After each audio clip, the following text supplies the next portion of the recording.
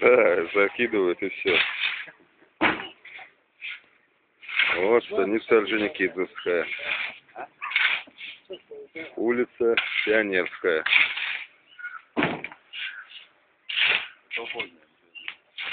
Улица Колхозная, извиняюсь, да, улица Колхозная. Тут на всех улицах уже эта проблема. Вот видим, порвалась труба в очередной раз. Дырка в трубе, в гнилой трубе дырка. И вместо того, чтобы приехать, ее убрать, гнилой кусок, заварить новый, приезжают, заливают деревянные чопики и уезжают. Вот такое указание рабочим работникам дает начальство водоканала. Вот полюбуемся, улица Колхозная, станица Орджоникидзевская.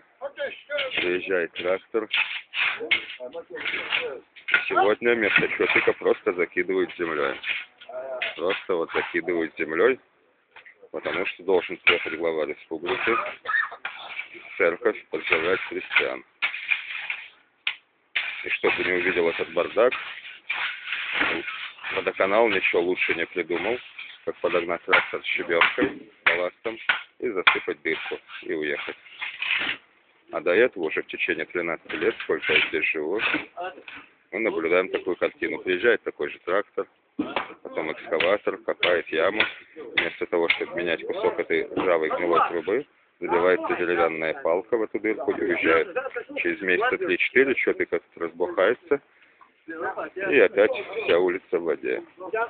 Повторю, это станица Орджоникидзевская, республика Ингушетия, станица Орджоникидзевская, улица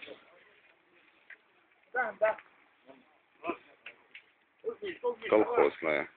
Полюбуйтесь, уже на протяжении многих лет наши дети республики Ингушетии, станицы Орджоникидзевские, ходят вот по этим лужам. Идут со школы грязь, в школу идут грязь.